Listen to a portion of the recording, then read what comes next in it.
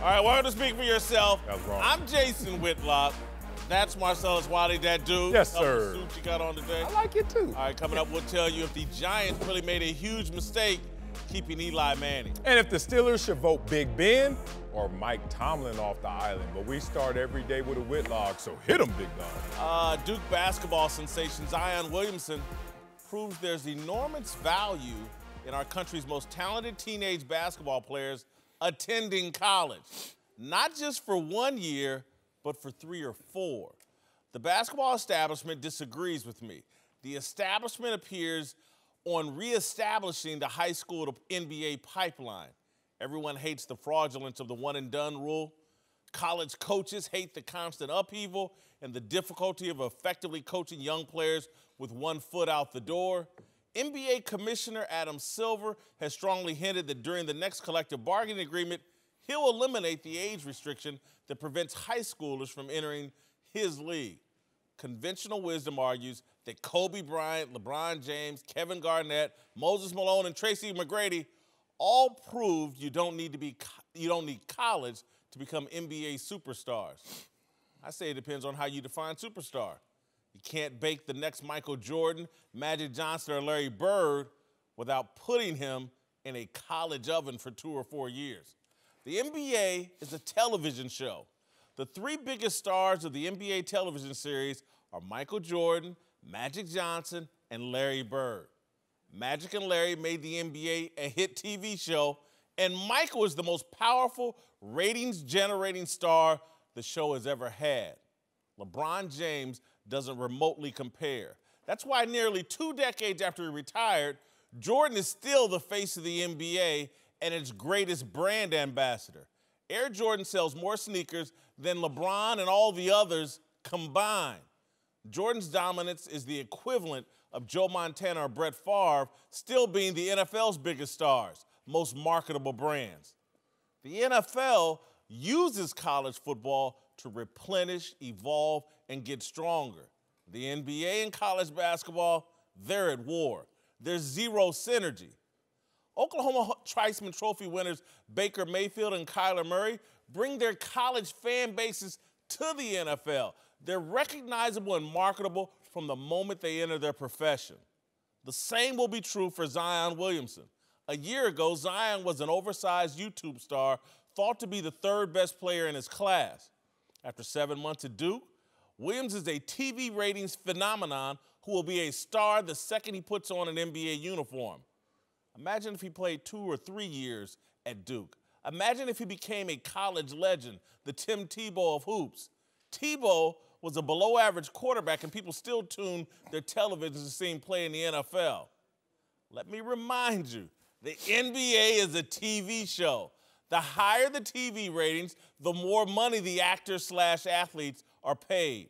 My argument isn't that Zion Williamson and other teenage hoopers should stay in college and play for free. My argument is that it makes no sense for the basketball establishment to work to eliminate the Zions of the world from college hoops. The establishment should be working on figuring out a way to pay Zion for staying in college. That would improve everything. Zion would benefit, college basketball would benefit, the NBA would benefit, so would the TV networks, the shoe companies, and sports fans. Basketball, both professional and college, is foolish for preferring the system that produced LeBron over the system that produced Michael Jordan. All right, joining the desk now, Clay Travis from Lock It In on FS1 and former #1 overall pick of the NBA draft 2000, Kenyon Martin, Say it with and who respect. has a son who's a big-time college prospect this year coming up. All right, but I'm going to start with you, Marcellus. Yes. Am I right? Am I right? Zion proves we're better off with the stars baking in college for a few years. No, you're not right. Look, you have some evidence that, you have some outliers that can really support your argument, but in totality, you're not right. One, even by your own words, there's no system in place to pay these players. So even if your argument was correct, there's nothing that can incubate these players when their value is at where Zion Williamson's value is. But that's not where I'm going to attack. I'm going to attack here. the momentum that's necessary or that is gained from the collegiate experience that translates to the pros, I'm going to have to debunk that. I tell you, let's start in my sport, football. Last year's MVP, Patrick Mahomes. Patrick Mahomes did not come out of Texas Tech with huge fanfare. There was questions of his game. A lot of people were saying it was a reach to pick him at Kansas City, and especially when you had a quarterback in tow with Alex Smith. And his first year, no one even talked about Patrick Mahomes. He played that last game, and then he went into the offseason. All of a sudden, you start seeing everywhere, oh, man, you should see what he does on YouTube in practice, And then he came out. First game of the year, his second year, I went to that game, and I came back here. You laughed at me. I said, we have just found our newest star. Revenues and ratings will follow one Patrick Mahomes. Already took off. Now, if you look at that, here's another example. Where did he develop at? Where did he develop? He developed at Texas Tech. You're talking about, you said for the TV show. This not change this argument. No. You got to develop somewhere. Okay. He didn't just, he was almost a baseball player. Yeah. He developed in college. Okay. And so maybe his brand wasn't as big as the Heisman Trophy. Oh, you going to say maybe with that? But he developed in college. He had no brand in comparison to what he has now. Right. Tom Brady had no brand in comparison to what he became in the pros, correct? And then there are guys who just said, forget college. We know LeBron, we know Kobe, guys who just said, if you show up at the pro level, you will have instantaneous success. It would happen immediately. I just gave you all the names, the biggest of the best in every sport. Who's the biggest basketball player right now in terms of ratings and revenue? LeBron. How did that go? How did that go? To Michael Jordan, and he was not. Again, he came in good, but he would have came in a lot better had he spent a couple years in college. We don't know that, and impossible to compare him to a 18-year retired Michael Jordan. So for that, if there's so many examples of guys who just came in with little fanfare or no fanfare or skipped the process and that are amazing in terms of ratings and revenue, I don't understand why you got to get incubated in the collegiate level. I think you're right on Zion because you spoke to it directly. He wouldn't have been the #1 overall pick if he had come straight from high school. He was able to develop and refine his game at Duke. But here's my problem. I believe as a fundamental level, at 18 years old, if we let a man take a gun and go walk in a jungle and get shot at, then you should allow them to make the choice of whether or not they go pro at 18. That's not the argument. Y'all got to listen to me. I'm not arguing for these guys not to go to college and just play for free. I'm saying they should be working towards a system that pays these guys to stay in college and a significant amount of money because that's what's best for the game and I agree there's good advertising. Here's the challenge. What do these NBA guys all want to do? Get to their second contract as fast as they can, right? From a financial perspective, you would have to give them so much money because just purely from a financial perspective, if Zion's my son, I'm saying you got to go to the NFL, you got to go to the NBA at 19 because you want to get to the big payday, the max contracts, right? And I don't think college basketball can produce any kind of revenue that approaches what these guys can make. I mean, it worked for you to go for 4 years. Yeah, no, it was a different time, different era. I wasn't ready to come in out of high school. I wasn't ready as a freshman. I needed those 4 years. I went from averaging 3 points as a freshman, not starting, to me being consistent National Player of the Year. You know what I'm saying? Like, that's time and work and putting people they had time to critique my game, but in a good way. Nowadays, the longer you stay in school, they have times to pick holes in the game, what you can't do. Right. Like, so for him to stay in school, I think it'll be a disservice. For him and college basketball, because it's his best thing he has going right now is hype, right? Because he's going to put body in the seats. Ultimately, it's about, like I said, the TV show, like you said, putting bodies in the seats. It doesn't get any better right now. Oh, it can get better. Right now than Zion Williamson. It can get better, though. I'm saying it can't. Statistically, here's a great stat. Last year, arguably, if he would have came out after his senior year in high school last year, it would have been a debate whether he would have been the #1 pick or not. Right. Debate. DeAndre Ayton wouldn't have been solidified because of the hype that this kid has around him. How would you handle a Greg Oden? Right? Greg Oden made the right decision. He came out after his freshman year. Now, he had to go to college. Probably would have been the #1 overall pick, right? For me, this is so much about maximizing your revenue. Greg Oden, if he comes back to Ohio State, blows up a knee sophomore, junior year, he may not even get drafted. I didn't say the monologue. Because here's what I'm saying. First of all, as it relates to Zion, how much revenue has he generated for the television networks, in terms of ratings, for Duke, for everybody. A massive amount. Yes. And so I'm not talking about paying this dude a little bit of money. I'm talking about reflecting that value he's bringing to college basketball. Everybody doesn't deserve. Everybody is not Zion. So not it's saying so pay far in those between. guys. So why not? Because they don't They're play on the that team, kind but of they're on the team with him though. It It's not actually it's not an individual sport. That's why I started off saying there's no system If in he place. played an individual sport, I didn't say there was a system. if he played I said an they need to be individual trying to sport, figure out a system. if he played an individual sport, I'm all with you. If he played an individual sport that generated that kind of attention and all that, I'm with you 1,000%. You do know, like, LeBron's making more money than the last guy on the bench for the Lakers. They're in the same league. I'm with you And on so that, but we're talking about a professional athlete and a college athlete. Zion Williamson is a professional athlete. He's just not being compensated for it right now. He ain't is got no- And he Where's wouldn't be W2 compensated at? by a CBS deal that They're was done professional years athletes. ago. Where's They wouldn't just W2 say, at? okay, you know what? Because he wasn't factored into the deal when they did it. Show me his in the first time. W-2 if people. If he's a professional athlete, show me his W-2. He's not being paid. He's being exploited right now. Well, There's listen, a it way. happened. Well, listen, Everybody acts the like rule is in they place. can't change the system. They changed it for Olympic athletes. would love Dick them Vitale to. was Yeah. on TV See, throwing they out was the doing test- it. The reason they put the rule in because a lot of people thought they were ready and they wasn't. They putting their name in this draft and they not ready. I think the so rule. therefore, honest conversations need to have. I think the rule need to go out the door. If you're ready, If you're ready, if you should be count- a lot. Right, So the don't limit consensus the of kid. the third list of the 32 whatever teams. That's if one they way. Do it, That's one way. It should be that. Figure, hey, let them all go to the NBA. I'm not saying all. that Not all if- of them. No, whoever qualify. wants to. It should No, be ready. Whoever No, wants it should no, because then you get guys that they're missing out on college now because they're not good enough to play in the NBA. That's so it gonna should happen. be. There were guys So in allow them to go draft. back So and play. it shouldn't be that you got 185 underclassmen putting their name in a draft where do you you regulate that? have no chance of getting drafted. here's It the can be big- regulated, trust me. Here's the If big It's honest conversation with these college coaches, with these agents, all these people being honest with these kids, man. Here's the That's big what I'm saying. challenge in general with your idea, which I think is an interesting one, right? Develop them as stars at the college level, let them go into the NBA. I don't think there's any doubt that if you look at the NFL, college football as a free minor league for the NFL is the best aspect of their business they've ever had, right? And it works. You have to wait 3 years. Most 18-year-olds aren't ready to go pro. It's perfect. They bring in all their fan bases. It's phenomenal. Here's the challenge you get in with compensating somebody like Zion. First of all, it has to be a ton of money, right? Yeah. Secondly, the way that Title IX is constructed, and this is a total mess that we need to dive into as a country, you would have to compensate everybody. No, you wouldn't. I don't believe that. I believe that's a talking point that the NCAA has shoved down our throats and we have accepted.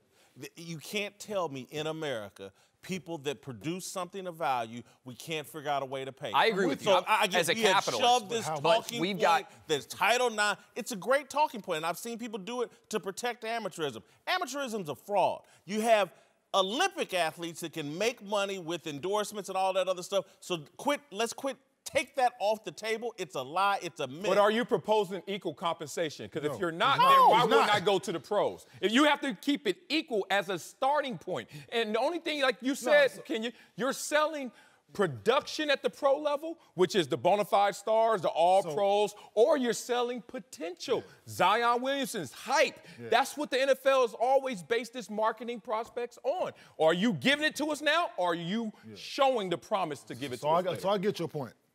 Zion, if he's the biggest star at Duke, right? Mm-hmm. And then you have R.J. Barrett, and you have Cam Reddish. There's a pecking order. I get it. Yeah. So if you are paying guys of their celebrity while they're in college, I get there probably should be a gap in the first guy, the second guy. The walk-on shouldn't be getting what Zion is getting. Or anything. I get that. He should be getting the scholarship I or get whatever. that. I get that. Tutors. But it's not going to go that way. Hooters. Whatever rule, whatever they come in place, whatever system. It's not gonna be They fair. put a gonna go that man way. on the moon. It's not gonna and go that y'all way. act, oh my God. Did we? I'm just no telling you, way. I would love to see it happen. Listen, I was on the cover of the college basketball game. I ain't seen one red cent from get it. Here So things trust can me, change. I'm with the paying the college player. Trust me. Here is the But it ain't gonna argument happen. for why it can make sense, right? DeAndre Ayton goes to Arizona. He comes out and he plays for the Phoenix Suns. How many Phoenix Suns games you watch this year? What'd you say? How many time they play the Phoenix Suns games you play, right? The reality is Zion, for a brand value, is infinitely more valuable going to play at Duke, where millions of people watch him, than he would be if he was playing at Phoenix on a bad Phoenix Suns team. So the way to unlock the value, I think, for your question, Jason, in a smart way, shoe companies have to be able to pay. That's shoe the answer. companies or there's value for the NBA for these guys staying in college and bringing a bigger fan base and a bigger brand to their league. How can we get back to the Michael Jordan model? Because Michael Jordan has been the greatest thing to ever happen in the NBA, and we've gone away from that model, and it's a mistake. We haven't gone away from the model as much as we've gone away from the times. He didn't come into a saturated market where shoe companies were looking like, who's the first athlete to wear a shoe? Oh, it's you, Michael Jordan. LeBron launches a shoe. LeBron, first basketball player of that level. No, he wasn't the first. I said of that level. Now you get to. We had Dr. J. Exactly. And all that other I just saw the Jordan documentary. I know what happened. His shoe became reflective of rebellion. They banned this shoe. He went out there in the All-Star games. That's why All-Star games meant something back then. You know why? Because it was something to broaden your platform and brand. Now you come into a saturated market. If you're LeBron James, you have to compete with your own teammates' shoes or guys who have their own companies as shoes. I know we have a million excuses for LeBron James and why he will never. It's not excuses. No, it is. Different because times. Again, we've changed some things as well. Michael Jordan, the NBA right now should be more popular. I know no one likes to talk about that. The ratings haven't been great this year. They haven't ever really made any ground on the NFL. And one of the main reasons why is because football has a far better relationship. NFL has a far better relationship with college football than the NBA has with college basketball. It's a bad model and system in the NBA. They need to be putting this energy into figuring out how can we fix this so our stars can incubate properly in the college game, get some value for what they're bringing to the college game financially. That's the right solution for the entire sport of basketball, NBA and college. But the NFL hasn't fixed the incubation system. For LeBron, let's say LeBron had gone to college, right? Let's say LeBron does what you want him to go 2, 3, whatever it is in college. Comes out with and is handed $20 million during his college career for his services. Here's the challenge I think you would run into. I don't think it would fundamentally change who LeBron James is. LeBron James, the way that he carries himself in the NBA, I think LeBron cares so desperately what people think about him that the primary distinction between LeBron and Michael Jordan is not one went to college and one went straight to the NBA. It's that LeBron, even if he were in college, he'd have been on the message boards. He'd have been on his social media feeds. What do people think about me? Do they like me or not? Jordan was a stone-cold assassin who didn't care whether you liked him at all. You're not going to fundamentally change the way that people are. I'm not asking for a fundamental change of LeBron. The system, again, what Jordan stepped onto was the platform that Michael and Larry built. Yes. Magic and Larry, yeah. Magic and Larry built. Michael stepped onto that platform. Michael left the platform. And LeBron and this next group have stepped onto that. And LeBron and them haven't improved the platform the way that Magic and Larry did and the way that Michael did. They haven't enhanced the platform up to the next level to make it easier. Stop that? Okay, Magic and Bird takes the games from tape delay to live TV, makes the TV show. Right. All of a sudden, Michael Jordan creates the global brand, icon, everything. You know what LeBron has already done as an active player? Signed a $1 billion Nike lifetime contract. Did Jordan That's a nice individual thing. Time out. I'm talking about the game of the NBA. I'm talking about taking the revenues in terms of shoe contracts, which are greater than what you get in terms of what you paid from the teams. He took it to a level as an active player that even Michael Jordan didn't do at his time because he stepped on off of that. I think we won't be able to answer this question until LeBron leaves because we really knew the value of Jordan. And you were in the league after Jordan left. You probably saw it. Jordan left. There's more people watch Jordan push off Brian Russell and make that jumper in the final year in 1998 than have ever watched a basketball game in this country still. And there are 50 million more people alive today than back then, right? Jordan had a different audience. But when Jordan left, that audience tanked.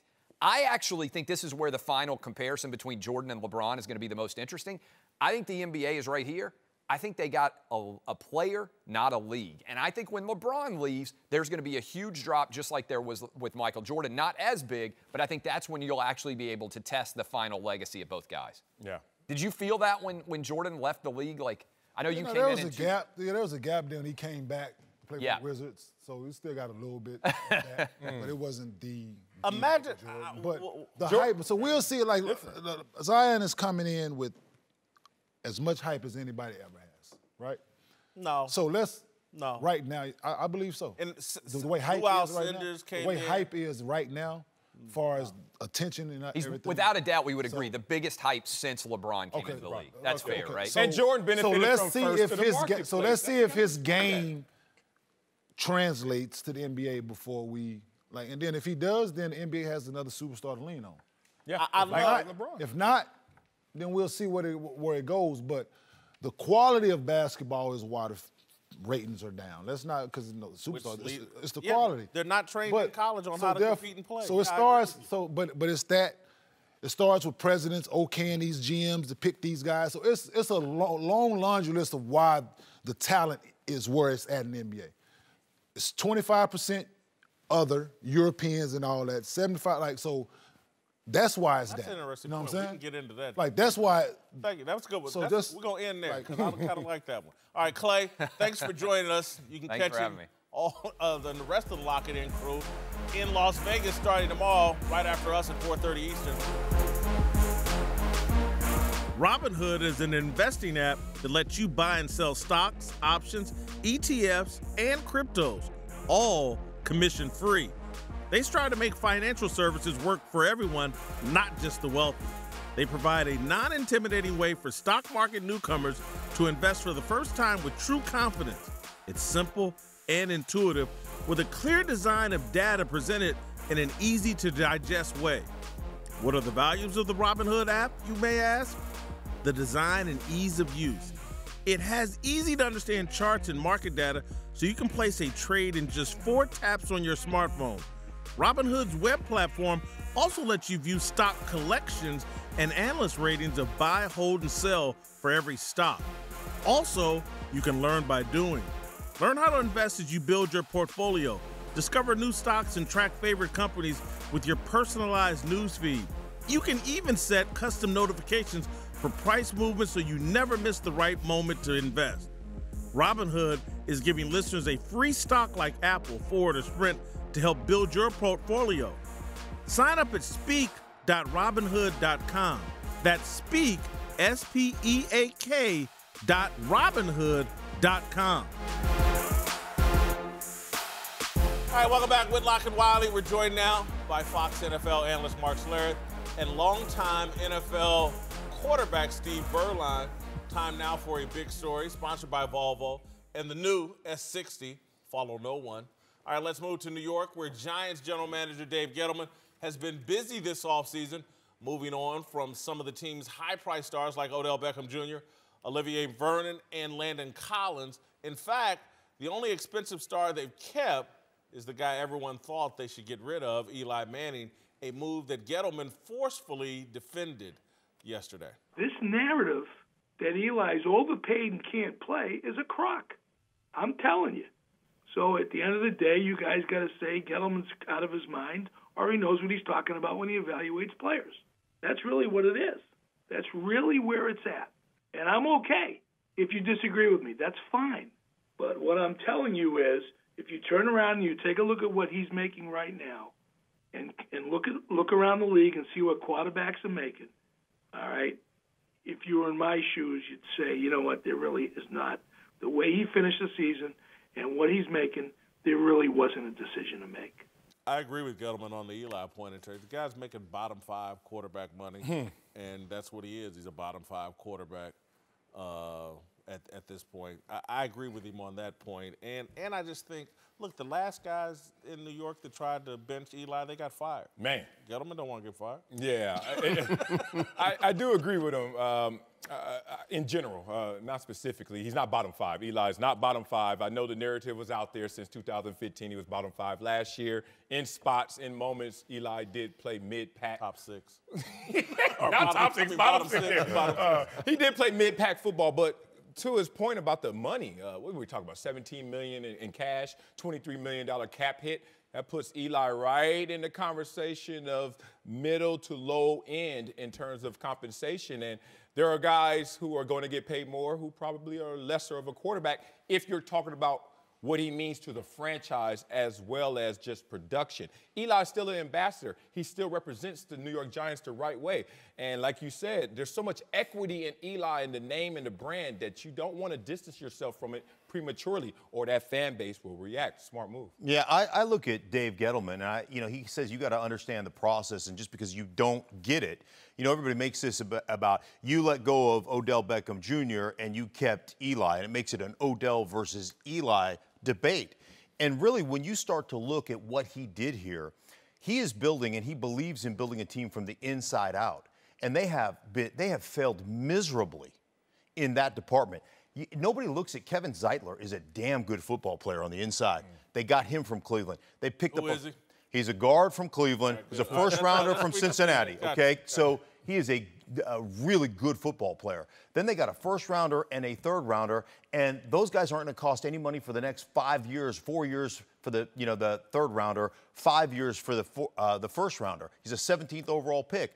So to me, what he's doing makes perfect sense. And then ultimately, this is a copycat league, and who's had the most success in the last 2 years as far as developing a quarterback is concerned? It's the Kansas City Chiefs, your team. They let their young quarterback, under the tutelage of Alex Smith, learn how to play the game, and then they unleashed him, and he won an MVP. They're looking at the same thing this year in Giants land. Let Eli groom a young kid, let that kid take over after a year under that tutelage. I mean, it's a game plan. 2 points from my perspective. Number one, Eli's getting paid what he's getting paid because he earned it, number one, by winning 2 Super Bowls, correct? I mean, we got to give him that credit. Kobe contract, we going there? We're not, I'm just saying that he's been doing it for a long. That's 100% right, but it is what it is. He's still the best option they have. Right. Who else are they going to play for him now? He'll stink on the Super Bowl too. Should they still be paying him? Yes. Yeah, the answer is yes. They should. Yes. Yeah. Right. I always played the offensive line. You kidding me? But the other point though is Gettleman. I think he's responsible for what's going on right now. But I'm not. I don't really consider it a mess right now. To what you were saying, Mark. I mean, you look at it and you say, okay, they did trade away their best player. They are stuck with Eli Manning right now, who did play well the second half of the season, or he played winning football the second half of the season. But the next point, though, is that you do have value in that trade that you got for Odell Beckham. You got the 17th pick. You've got high draft choices now. You got 2 in the first round. You're going to get your rookie quarterback if you want to get Haskins with that 6th pick. You're going to have him. Eli can tutor him for 1 year, and then it's time to pass the reins over to Dwayne Haskins, let him go, or whoever else it might be. But I think there's value in the way he's done it. He created cap space. They brought in Golden Tate. Yeah. Golden Tate doesn't compare with Odell Beckham Jr. No. But you got cap space to bring in other players now. Yeah, it's Zeitler's one. If you look at, I've been a part of 2 teams where we had these D-days where they let go great players, Hall of Fame players. I was in Buffalo, Andre Reed, Thurman Thomas, Bruce Smith, same day, bye-bye, just to create more space, opportunities for others. And being real, the organization says, if we're not winning a Super Bowl or really a true contender with these guys at this number and this value, and with Odell, with this headache, as they were saying, why not reset and recalibrate? I was part of it in San Diego as well. Junior Seau and Rodney Harrison and then myself. They're just like, if we're not going to win this way, let's just go reset and see if we can win a different way, a different path up the mountain. So we just got to wait and see. Interesting, real quick. Dave Gettleman, as I mentioned, is an inside-out guy. That's how he wants to build a roster. That's how he wants to build a football team. You look at every playoff game won this playoff. Every one of those teams dominated the line of scrimmage. Time to play some Survivor Island, where somebody gets voted off the island. Let's move to Pittsburgh, where Antonio Brown and Le'Veon Bell are gone, but the drama might not be over. Big Ben is no stranger to his own drama, calling out coaches and teammates, threatening to retire, and just this week being accused of fumbling on purpose to spite former offensive coordinator Todd Haley. Meanwhile, Tomlin hasn't exactly reined in his players' worst impulses in recent years. Ben has 1 year left on his contract, while Tomlin is signed through 2020. So, Marcellus, we'll start with you. If you had to pick, if you had to vote someone off the island, Tomlin or Big Ben? Oh, it's easy pickings. Got to go, Big Ben. Gots to go real fast. Simple. One, just in premise, If you have a coach you believe in and a coach that is successful, second most wins as an active coach, Mike Tomlin, and you got a quarterback who's going to be a future Hall of Famer, I always go with the coach. You know why? Because the longevity. He's going to last longer. Belichick been winning rings since '87 as a coordinator. He just won last year. Decades on decades of success. I could ride that longer than Big Ben, who one day is going to retire, one day is going to retire, and he just has to go away. So I'd stay with the one that gives me longevity. Mike Tomlin, you got to stay. I hate to tell you, I'm taking the other side of this one. And it's all, now, first off, neither one of them is going to go. I don't think either one of them should go. But if I have to choose one, I'm saying you can't replace a two-time Super Bowl winning quarterback. Who else are you going to go to after Ben? At some point, you're going to have to do that. You're going to have to address it. But Big Ben has 2, maybe 3 years left. I agree with the longevity argument, but for right now, if you got to make a decision with all this dysfunction going on right now, even though Mike Tomlin is the winningest coach in the history of the Pittsburgh Steelers, higher than Chuck Noll, higher than Bill Cowher, I agree with that. And he's earned the right to stay. But if you're talking about choosing one that has to go, short term over long term, I think you got to go short term right now. I think you do. But you got a Hall of Fame quarterback, 2 Super Bowls. Right. You got to give him one. Let him ride that horse one more time, see if he can get it done. I'm 100% with you, Steve. I'm keeping the quarterback. I mean, the quarterback to me. Now, listen, one thing about the coach, and this is my issue with the coach, you're either coaching or allowing it to happen. You've allowed it to happen in Pittsburgh. That's on you. You've allowed, the attitude. You've allowed guys to show up late. You've allowed your whole premise or your whole mantra over there in Pittsburgh is, I'm going to coach it until I can replace it. Well, I'm sorry, you can't replace Antonio Brown. You can't replace Ben Roethlisberger. So unless you put your foot down and you change kind of the culture and the philosophical approach to how you do it, well, guys are going to take advantage of it. You know how players are. If you give an inch, we're going to take a mile. That's how we, I mean, that's just the way it is. So you've allowed it to happen in Pittsburgh. I'd have to remove the coach and say another coach can come in here and with a quarterback and the talent they've amassed can go in there and win. I believe that. When I woke up this morning and thought about this, because there were more questions about who's responsible for leadership here, Tomlin or Big Ben, who's going to have to change. And then we came up with, okay, if you had to choose between one who, I thought this would be a really, really difficult decision. I was like, man, coach or quarterback. Quarterback's 37 years old, got 2 or 3 years left. And then I just started digging into, well, hold on. From Terry Bradshaw to Ben Roethlisberger, the Steelers had 13 quarterbacks. 13. Cordell Stewart, Neil O'Donnell, Bubby Brister, Mark Malone, Tommy Maddox, Mike Tomzak. Yep. And a bunch more not even worth listing. And then over the course of 50, 60 years, the Steelers have had 3 head coaches. 3. All 3 have won Super Bowls. And so what that screams to me is like, oh, the Steelers know how to hire a new coach. Yeah. And they're going to make that coach successful. Quarterback, they struggle. How many quarterbacks? How many of those quarterbacks have won 2 Super Bowls? No, again, have won 1 Super Bowl. Again, right. None of them have won. Neil O'Donnell's the only one that played in one between Bradshaw and Big Ben. And so it's like the Steelers struggle with quarterback like every other team, and they got one.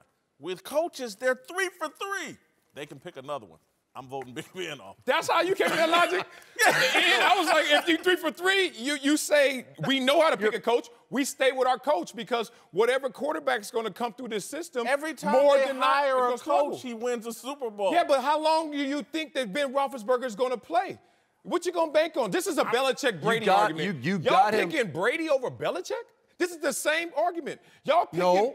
No, what's the difference? I'm waiting. Well, to Mike Tomlin, the Pittsburgh Steelers won 3 playoff games since 2010.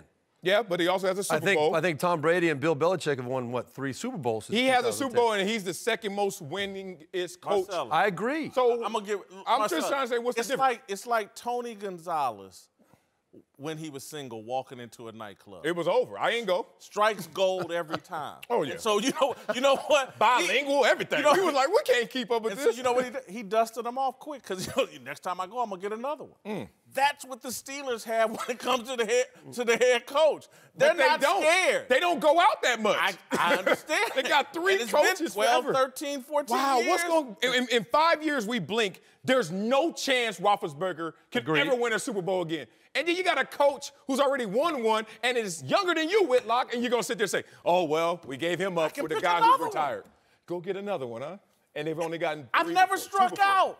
I've never struck out at that position. 3 for 3. And I got all these strikeouts at the quarterback position. Wow. It is really hard. And trust me. Here's what I know. I know this. I know. I go back to. I had this players only meeting that I called when I played in Denver, and listen, and I said this, like Mike Shanahan and Mike Tomlin, they're not going to make one tackle, right? He's not going to throw one ball. He's not. He's not going to make one tackle. He's not going to throw one block. And like if he was forced to play, you'd need a smoke bomb to get him out of the locker room. He'd be standing in a puddle of urine. Like that's ultimately how it is. Like coaches aren't going to make any plays. Ben Roethlisberger's still going to make plays. He may be immature, but he can still make plays. And you know what? Yeah.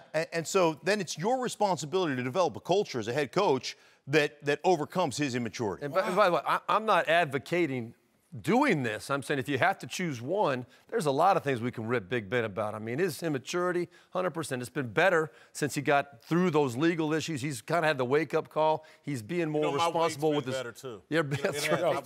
But he's not a great leader. There's no doubt about that. Yeah, but the conversation just comes by. Belichick has been a coach of 8 Super Bowl victories. I agree. And I'm like, in that timeline, who else as a player? If we're talking about Belichick, I'd go. Well, give me a player. Give me a player. New England's not as successful picking coaches. Is it Belichick that makes Brady? Or is it Brady that makes Belichick? Or is it Belichick that makes Brady? Hey guys, Jason Whitlock here. Did you know you can fill out a tourney bracket at DraftKings this year? That's right. DraftKings, the leader in daily fantasy sports, has a totally free bracket with tens of thousands of dollars up for grabs. Everyone fills out a bracket during the tournament. Might as well do it on the award-winning app with tons of free prizes. For the first time ever, DraftKings is offering a bracket battle promotion with $64,000 in prizes. Let me give you a tip. I love the North Carolina Tar Heels to make it to the Final Four and possibly win it all. My sleeper team is Houston to make a long run. All right, you know how brackets work. Before tip-off of the first game of the tournament, just pick the winner of every game, every round. That's all there is to it. And the best part is you can play for free with code SFYS. You can even set up a private group for you and your friends and compete for bragging rights. Download the DraftKings app or head to DraftKings.com now. Use code SFYS to enter the bracket battle promotion for free and compete for your share of $64,000. That's code SFYS to enter the bracket battle for free. Only at DraftKings, the game inside the game. Eligibility restrictions apply. See DraftKings.com for details.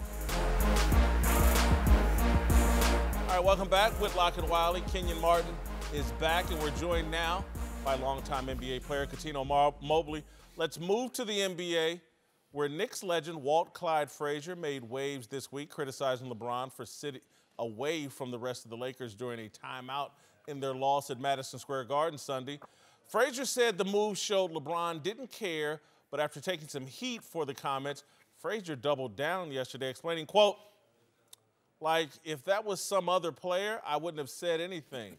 But when you're the face of the league, man, you can't do what other people do. You have to do the right thing. And millions of kids saw that and will say that if LeBron did that, it's okay for me to do that. Almost on cue, the Lakers are saying LeBron is out tonight with a sore groin. Listen, I have a lot of respect for Walt Frazier doubling down here and not backing down. He took a lot of heat yesterday from a lot of NBA players and talking heads that came after him. And I agree with his sentiment here. It's LeBron's position in basketball in the face of the sport that makes this inappropriate. Yeah, and his position with the Lakers. We've all been on teams, I assume probably the best player on certain teams at any level. And you have to understand that you are transmitting a signal to those guys. You put your hands on your knees when you're tired, watch the next gasser you run. Somebody else going to do it. And if you don't, the other kid's going to look at you and say, And what Walt Frazier is saying, and I respect so much, I didn't like that he said LeBron doesn't care. I think LeBron does care. But LeBron is using the fact that he always does this as the reason why he's going to continue to do this. And this is not a moment going through this adversity that you should just continue with the norm. This is a moment where body language matters. This is a moment where you're transmitting a signal to these guys through adversity. You know what, guys, man? I can try and coach y'all up and be there for y'all more than just sitting on the other end of the bench. What's the problem? Like, What's the my thing is, if Clyde wouldn't have said nothing,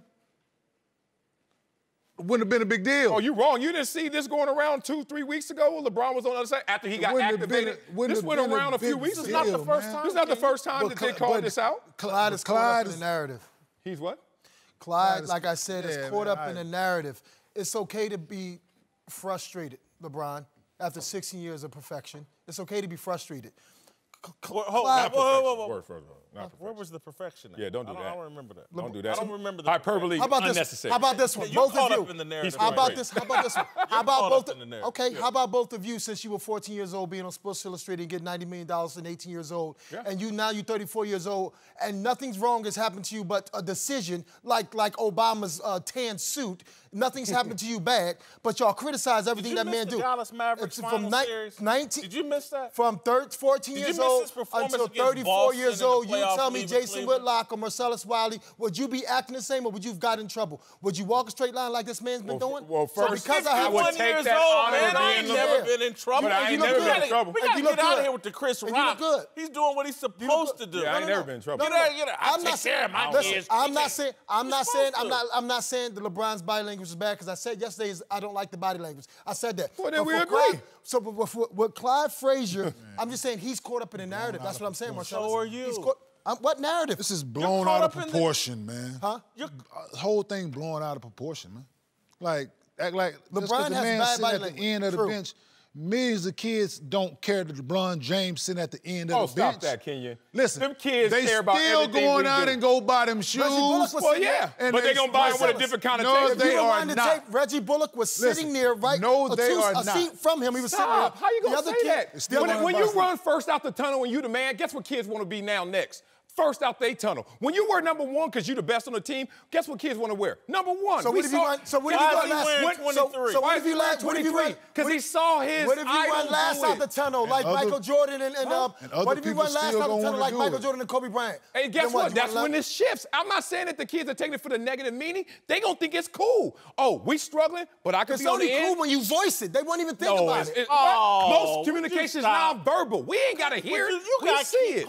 He got kids, and you think your kids go by everything that comes out of your mouth. It's by what they like your see, kids not what ain't they watching hear. You, what you do. That's true. Something came out of his mouth bad. Oh my God. I'm asking a question. That's the point. That's the point. The action is because you listen. If I tell you the number 5 all the time, you're gonna look for the number 5. Listen, I'm saying it to you. So let me tell you this. I ain't do nothing else but say it. So what I'm doing is I'm programming your mind. How about when the you media raise your say it all own the time, kids that's and what they're gonna look stop for. telling them to look up to LeBron James? Agree. Raise your own kids and stop telling them to look up to athletes. The paradigm is constructed Let's through some start of the views there. that they see. No, I You tell that. your son Why or they don't your wear daughter jerseys? that's not okay. Yeah. Let's start there. Okay. If they think it's okay, they put their hands on their knees, they don't get off the bench. After the game, you correct that behavior. Can I ask you this? Guess what? And I guarantee they won't do it again. I'm with you, brother. That's all I'm saying. Kenyon. Raise your kids. Tell them not to look up to LeBron James. Not to listen to Clyde Frazier. Raise your own kids. I'm with you. That's a decent point. That's the only point. We have the reality. The only point. We have the reality that we know there are other influences on kids beyond their parents. We know that there are other. There are. They're reality. Definitely. And LeBron has never shied away from being a role model. He's open to school. Okay. He's taken on that. He's more than an athlete. Hey, Jason, He's more than an athlete. So let's focus on that. Both of y'all smarter than me. You're a journalist, focus on and that. you went to Columbia. Can you say this word right there for me? Where you at? What? What's that word? Proletariat. Okay, you know what proletariat is? Working class, lowest class of citizens in ancient Rome. So you calling the rest of the people, Clyde Frazier, proletariat. So listen, man. Who named LeBron King? Him or the media? I don't know. He uses it as his Twitter handle. Well, Michael Jordan uses air. Michael Jordan uses air. Chosen one. Look, Michael Jordan uses air. I don't know. Look. It came from high school, Look, right? this is what I just can't believe. Kids, tell them No stop looking up different athletes and rappers. than you or Look up to Kenyon. Marcellus. Hey, no different Go than to you or Ivy Kenyon. League school. Clyde Frazier is a former NBA I don't star. care. Okay. Again, his opinion is valid. We don't have to agree with it, But we can't act like this is some guy with no NBA playing experience, with no resume. This guy's a Hall of Famer. So and that don't mean he right. Hey, Marcellus, if Yeah. you go, Marcellus in the Hall of Fame don't mean he right. If he got championships don't mean he right. I agree with that point. That don't mean nothing, man. If you go back to what Clyde Frazier has done for the, just say as a whole, for all the years he's been in the NBA and been a star, right? When he played and after he played, tell me how many things he has done. Because when you're a star, you're always a star, right? You're supposed to do the community, you're supposed to do this, you're supposed to do that, you're supposed to do everything, right? Right. Tell me exactly what he's done more than LeBron James, and he was a star. He was one of him and So Earl are we going to Monroe. deflect from this moment, maybe having a meaning No, that's that not what is I'm not saying. positive? No, that's not what I'm to saying. just tear down No, Clyde Frazier? that's not what I'm 'Cause saying. I I'm not don't tearing do down. that. I'm not tearing down Clyde Frazier. I just All don't I'm agree saying with is, what he said. I don't agree with what you're saying because you're saying your quotes in here about LeBron should do this and speaks for black people. He has a school where he's doing all that stuff. Clyde, my thing is, you're criticizing so much. It's like Charles. What did you do? He's not criticizing. He's saying, LeBron, you just set a standard that is so high. You're more than an athlete. You're doing amazing things and everything. Why would you want to now undermine that to the slightest by distancing yourself from a sorry team? Listen, why would you do that? I just don't You're doing everything else perfectly. Everybody here, y'all three are all parents. Yeah. One of the best ways you express love is correcting your child. Yeah. Is, hey, you're doing this or that the wrong way. You should do it this other way. Yes. So here's Clyde Frazier. He's like a parent in the NBA. He's not trying to beat up LeBron James. Yeah, he said the man don't care. Said the man don't care. You said you so don't care. so I therefore, agree with so that. therefore, your care. statement after that Jason, I asked you, don't you matter don't to me. care? Well, how about this? He's saying, LeBron, do you care about your teammates? Saying that man don't care says a lot. So therefore, about anything after you said that, because it's not true. Can you direct it to where he's saying you don't care about your teammates? Have That's you ever not been true. into adverse moments like that? That's not true. How many years have It's you not known true. If he LeBron didn't care, he James wouldn't don't continue to care go about out there and his play. I don't agree I'm saying, with that. if he didn't care, he wouldn't continue to go out there and play. In this instance, in this year, Okay. y'all are kidding yourself if you think LeBron cares about these guys that he wanted to ship off to New Orleans. Yeah. Now, let's stop all the playing. So he wanted and to ship Kenyon, them as a off. He father, wanted to ship I them off. know you at some point have said to your child or one of your children, hey, man, the way you're behaving in class, it looks like you don't care about what's going on in class, or you don't care what your mama said. It looks like or you don't, or it looks, or you don't care Right. about the way. And My I'm father correct used to be on my butt. Hey, man, I want you to dress better than that. Put a tie on, blah, blah, blah. It was because he loved me. Because it looks like you don't care. You look So, good now. so Look guess good. what? Look good now. Guess what? Look good. Right. LeBron James and no other person that I've been around looked at Clyde Frazier as a father figure. They look at him as an ex-NBA player that made the Hall of Fame. All right, what about the message, That's it. not the You know what I'm saying? messenger? That's what I'm saying. Have you ever but gave up a after you perception said, but that after looked you like said, he didn't care? I'm with you. But after you said that man don't care. He said that at the end. But so therefore, anything after that He said it at the is end, so there's irrelevant. nothing after that. It's irrelevant to me. What about the so stuff- your statement What before about that before out, it doesn't matter to me. We got it. Because you don't know what's in that man's heart. You don't know him. You don't go home. You don't know what that man is about, So Clyde. why make it look like that? So therefore, looks are deceiving or not. yeah, By Coutinho Mobley. Time to get some Twitter off. I don't like your body language over there. Chill out, man. You don't look like you care. Gotta be quick here. Darnell's here. Sir. Our social media manager with a very controversial T-shirt. Weezy. You know, Tupac would like to come over and slap the taste out of your Lil mouth. Wayne, best lyricist ever. Let's get straight into it, y'all. We're going to start with Kevin Durant. I'm sure you guys remember that burner account scandal back in 2017. Twitter wouldn't stop clowning him for it and left everyone wondering why he did it. Well, we finally have an explanation from KD. In a recent interview, he stated, I wasn't used to that amount of attention, you know, from playing basketball. I wanted a place where I can talk to my friends without anybody just butting in my conversations or mixing my words or taking everything out of context because I enjoyed that place. Do you guys like KD's approach here? Get off social media. No, you know what? I love what he said there. I I still. got group text. What's the matter with group text? But you know what the thing is about social media? It is the greatest group text. You can text anybody everywhere. you I may invite anybody to deactivate my say. own stuff. It just gets to a point where you're like, damn, I'm trying to just scroll through and see what I really want to see. I'm mad with at that. him. First of all, if I need to talk to you or you, I'm going to text you, my friends. Oh, stop that. Stop that. But- it's people from high school that are on my social That I media but are don't not in wanna my hear group from. text. That I don't- that's But why you they know on what? social media You don't instead have of my levels phone. of associates? Yes, you do. So guess what? The greatest group text is Listen. social media. Listen. What's next, Darnell? Me and Coutinho are right. Stop What's acting next? like that. Moving on to some baseball, where Mike Trout just signed the biggest contract in sports history, making $430 million over the next 12 years. Social media has been nonstop talking about this, and even J.J. Watt chimed in on the action, tweeting at the Houston Texans saying, Mike Trout and I kind of look alike. So how do you feel about 12 years, $430 million, full and guaranteed for me, None of these contracts work in baseball. He's going to be the next Albert Pujols. Good luck. Well, they halfway to a first $1 billion deal that LeBron got from Nike already. Respect to that. So, hey, respect to him for getting it. He's a beast. Hey, listen, I have a 9-year-old son. Keep getting it, because when he get up there, I want him to wear it too. That's going to be minimum salary. $430. Minimum. Pop going to be right with you, baby. What's next, Darnell? Yeah, let's get to the gridiron.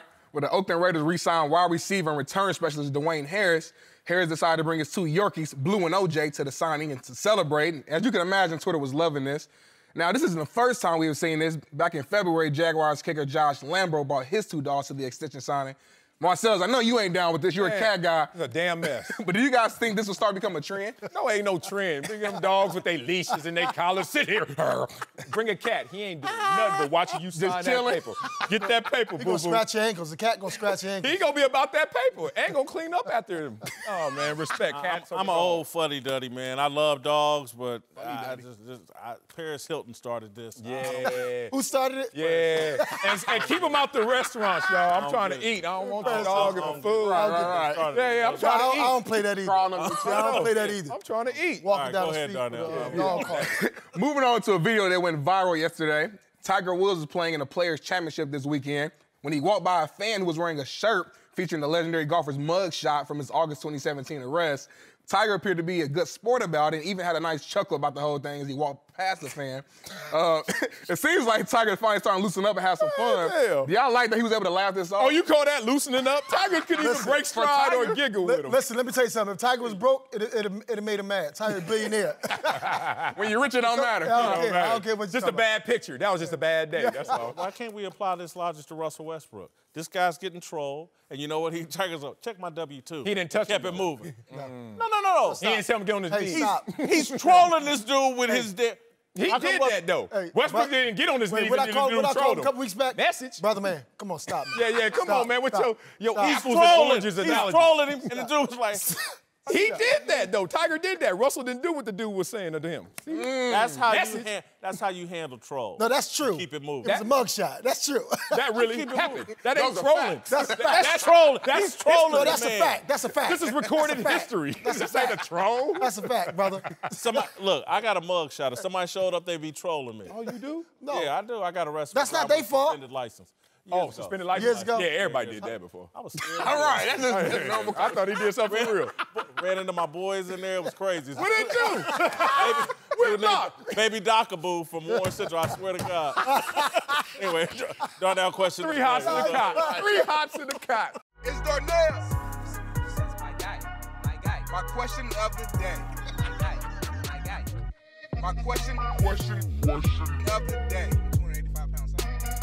All right, man. So, Whitlock, I saw your tweets about rap music over the weekend, and you seem to believe that rap has had a negative influence on the black culture, and I want you to explain why. I just think that rap music, commercial rap, the stuff that's mostly popular, it's just lyrical pornography. And again, if anybody knows me, I'm not anti-porn. I just don't think it should be the basis of a culture. Larry Flint, Hugh Hefner, pornographers, no one's called, that's not white culture. That's pornography. And something to be enjoyed, mostly in private, in my opinion. A lot of the commercial lyrics, if you listen to it, it's just pornography. Man, the older I get, the more I am married to what you just saying there. And I think our culture is too married to the rap culture, which needs to either get separated or maybe even divorced. I got more love. I'm a DJ. I got more love for the hip-hop culture than hate. But I will say this. When I get disturbed by it, I like it because I live vicariously through their ignorance. I like the distance, like, I'm not doing any of that, but you just told me that in art, respect. But I hate it when I'm in my spin class and y'all dropping the N-word and you giving the license to every damn person around me to say the same thing. Why didn't you tell me he was like Idris Elba? He a DJ, he just said. Yeah. I did not know he was a DJ. Oh, yeah. You gotta let us know so we can come Stringer over to Bell's a DJ? Is that what you Oh, said? yeah, Stringer Bell he's a gets it, DJ. though. He got songs and everything. He about Yeah, to. He got songs. Yeah, I'm Listen, dormant. I'm so with you in this. Well, my son is 19 years old. He just turned 19. I have a 9-year-old son. I have to sometimes censor what my 9-year-old listens to because my 19-year-old listens to some crazy stuff. I don't agree with it. Now, the guys that I love now that speak some logic, right, is J. Cole, is Drake, right, Jay-Z. And when growing up, it was us. It was, you know, still N-word, though. No, I understand that. That's our culture. But all I'm saying is it's a different. That's not our culture. But J. Cole? No. No, he's smart. He's educated. I don't like the rap now. That's all I'm saying. I don't like the rap now. You know what's crazy? But J. Cole, Kendrick Lamar, I love those guys. I love Kendrick. You just gave me something. My family knew the only way to motivate me was either to get me a cassette tape or take it away. That was my punishment. Right. My son has not heard a rap song yet because even the clean versions are dirty. Right. The suggestions are there. Even if they take out a curse word, they're still leaving in more than I want him to understand. He's 3 years old. Programming. It's just programming. It's unnecessary. There's a different way to do this. Yeah, let's hear from the baby boy over here. Listen, I disagree. Like, true, certain rap music has certain influences that can be negative. I'm not disagreeing with that. But at the end of the day, it goes down to how you're raised. So, for example, like, I've always listened to rap music my entire life. Same. But I'm not gonna let a song dictate my actions. So I listen to someone talking about vicarious. Drugs. Exactly. Yeah, so like that. That doesn't mean they should put it out there. Darnell, let me ask you this, though. Yeah. Honestly, you got a hell of a mama. Yeah. She put you in the church. You got some family support. Don't lie. Don't sit here and tell me you don't know some guys who take rap far more seriously than you and are influenced by it. But those guys were going to do street stuff regardless of the music. Sure, they might listen to the music, try to pump themselves up or whatever, but they was going to go that route anyway because they didn't have the guidance of a strong mother. And you're so right. Now, how about this one? He just said you had an amazing mom, right? Yes. All of us had amazing mothers. She put you where, in church? Yes. Are all the pastors around this country doing the best they're supposed to do or not? Oh, okay. But I'm listening to that man every single Sunday because my mama told me to listen to him. And when I start seeing him do all this little crazy stuff, you know what I'm going to do? I'm going to try to get away with it too someday. So it's a give and a take. So I agree with what he's saying.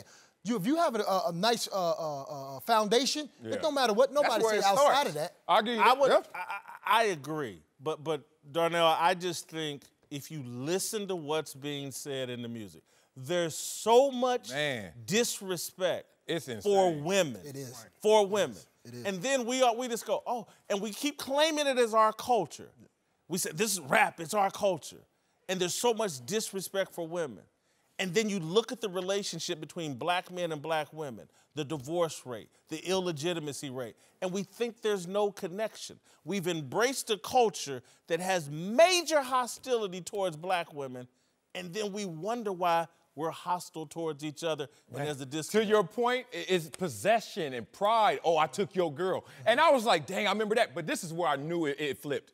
The B word used to be taboo to women. Now, watch network TV. They call themselves B words. They beat them over the head so much with this.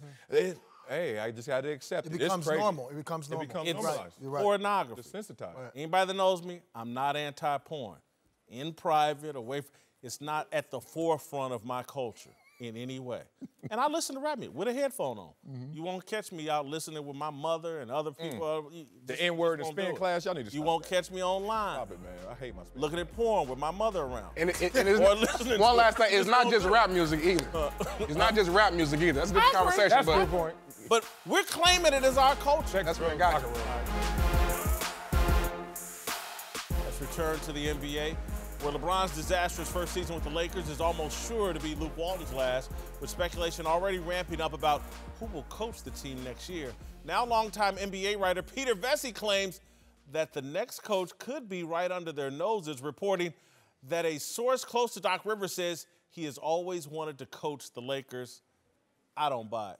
I think it would be crazy to leave Steve Ballmer to move to the Lakers. I've never heard that. Yeah. You know what? I'm glad he leaked this. I'm glad this is getting out there because it's going to help Doc get more money with the Clippers. He ain't going nowhere. Think about it. Better ownership, deeper pockets. You got better management. You got a better opportunity and security. You can make more money as the Clippers coach than the Lakers coach. And then you're going to a new arena soon. And more importantly, you got a better roster. You got better opportunities. You got better product on the court right now.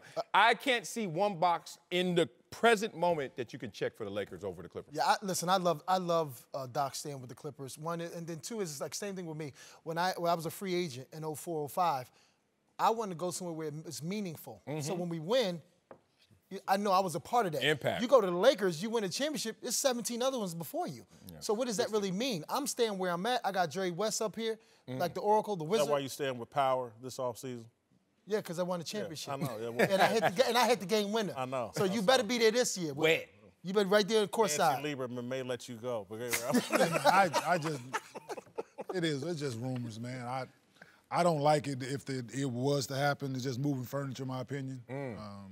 Doc going I like Doc as a person, he's a good motivator, but. It would be an upgrade for the Lakers, wouldn't it? Why would it? Would it? No, Doc Rivers, what he's doing this year? Would it? What has Doc got one championship, right? Yeah. With 4 Hall of Famers? Uh-oh. Where we going? Anything after that? I'm listening. What about this year with the Clippers? Anything after that? What about this year with the Clippers? Exceeding expectations. Okay, that's fine, but so we're in this business to exceed expectations. Yeah. So business of money. I was in the business of money. I don't know about business that. of winning. Basically, Kenya So the saying business of winning. Basically, Kenya business of saying that making that it. was luck by Doc because of I ain't his saying it was score. luck. He had 4 great players on his team. He did it. Listen, he had to get them guys. underachieved in Boston. He had to get them guys to come together. Right. Which is not an easy thing to do. I'm giving him credit for when it was, but what else is there after What else that? is there? Right. Okay. That's all I'm saying. You saying Clip City, Chip City, Lob City didn't live up to it? Not at Was all. that team supposed to win when Golden State Win more than they arrived? did. You gonna Win say more what- than they did. Boston What do should you have mean win done more than they did? Should Did Boston they make it to the conference finals of the Doc? They were 3-1. I didn't ask you that. Why you yelling at me, man? Hey, sip your drink. Sip What your did they drink. win? What did they do under him is all Hold I'm on, asking. King. I just You wanna- right, I just but wanna pin damn. you down. Because that's your team, and we always have this from, we've been this a long time now. So, Yeah, Kenya. Yeah, exactly. You So been more Doc right going than on. Hold on, find saying? out. Did Doc underachieve in Boston? Is that what you're saying? No, he won a championship in Boston. Should he have won more? Underachieved with No, he didn't have them guys the whole time. No. So he I'm with you. underachieved. Listen, I'm a realist in this. Honest as it comes. Uncle Jimmy's here. You got any early thoughts? I know you got your little silly award you want to give out? Look at him. My silly award? Yeah. Oh, you must be talking about the Big Dummy of the Day award. Yeah. Look how you standing. My Big Dummy of the Day award goes to the person that sat here in front of national TV and said, I look at porn with my mama. That's not Big what dummy. Who says that? He didn't That's not say what I that. said. That's not what I said. You misconstrued. I said just the opposite. He did All say right. the opposite, but it Oh, did Kind of leave like your you mouth. be doing stories sometimes. Listen it up a little bit. Mommy and porn was in the same sentence. I ain't. Here's a That gets highlight an from Where our we were discussion going. earlier about Big Ben. If you have a coach you believe in and a coach that is successful, second most wins as an active coach, Mike Tomlin, and you got a quarterback who's going to be a future Hall of Famer, I always go with the coach. You know why? Because the longevity. He's going to last longer. The Steelers struggle with quarterback like every other team, and they got one. With coaches, they're 3 for 3. They can pick another one. All right, Uncle Jimmy, we had a heated discussion about who you would pick between Big Ben and Mike Tomlin. What's your take? Man, I hate to go Chris Bouchard on y'all, man. Well, excuse me. No, I ain't gonna do that. I ain't gonna do that. Never mind. I'll do this one. No how, no way. Not gonna happen. Okay? What? Look, man. Come on, man. It's not gonna happen. Y'all ain't gonna get me in the middle of this conversation. Yes, we are. No, you. What's up? You ain't gonna get me in the middle of this conversation. You heard me. Y'all ain't paying me enough money to even get into this conversation between Big Ben and Tomlin. It's above my pay grade. Uh-oh, wait a minute. Now. It's your job, though. Come on, finish it up. Finish the segment. It's you. No, it's not. No. Jason told me when this thing got started, he said, here, it's all you do. Uncle Jimmy, come in, crack a joke or two at the end of the show. You can do it in between your jobs. And it'd be easy. That's it. It is easy. No, the hell it ain't. Not with these type of questions. Real talk, man. If I answer this question honestly, as soon as I get off, phone gonna blow up. Everybody texting me. Yo, man, how you gonna choose Big Ben over Tomlin? Jimmy, you done sold out. We might need to change your first name, Uncle. So you would choose Ben over Tomlin? Uh-huh. Did I say that? Stop. You telling us. Don't play. I was speaking hypothetically. As I said, and I reiterate this, y'all don't pay me enough to touch this topic. It's too hot right now. Dangerous. It's dangerous because your friends would get mad. You soft. Jason, you know my people's from down at the Firelight. Baby John the Spider, little Ghost, you know how they do, man. Little Ghost. Hey, man, we talk every day in football season. We talked about all the dumb stuff Tomlin did, man. The clock management, the dumbass two-point conversions, lack of discipline. But see, all of that is a private conversation that we talk about over a nice chilled bottle of Apple Crown, and they would be very upset at me if I discussed it on national TV in front of all of y'all. What you talking about it now? I'm gonna repeat this again for you, Marcellus. I'm speaking hypothetically. Peep game, Baby John's a Cowboys fan, right? All right, Baby John. Now, bro gonna straight up threaten to disown me if I say one more bad thing about your boy Daiquiri Fitzgerald Prescott. Now, you sit up here asking me to choose between Big Ben and Tomlin. Bro, it ain't gonna happen while y'all got me living in a closet. Okay? Living check to check. Okay, y'all can sit up here and exploit Donnell with T-shirts, Twitter retweets, and likes. He's sitting up here like, nah. Uncle Jimmy about that paper. You got to pay Uncle Jimmy if y'all want to hear me tell the truth about Mike Tomlin. Oh, man. Who's your agent? Hypothetically. Man? We need to get his agent number. Got an agent? Well, I'm just saying. I think we know where you stand on this issue. But Yeah. hypothetically, Hypothetically, right? You want to go there. Yeah. All right, let's get to our approval rating here for Big Ben. I'm still making moves in these streets. Man, Big Ben. Here. Big Ben keeps falling lower and lower in my deal. He's damn near a dumpster fire. I got him at a 50 right now. Wow. 13 in job performance from the last time. Nothing's changed. 19 all-time greatness. 8 character. I've just dropped him 4 additional points. I raised him actually in all-time greatness. Dropped him 4 additional I am points. so proud of you, Whitlock. 50 for Big Ben. But how he keeps falling, huh, Whitlock? But he's still on your island? I mean, what the hell are you doing? I would have him at higher rating, 61, even though he dropped in character 1 point. Why? Where's I miss Antonio Brown, even though we had our differences. Y'all Respect, better he get did a lot of great my things. I haven't money heard that kind of right. demise. So how you gonna have him that low and he's still on your island? Y'all better get my money right.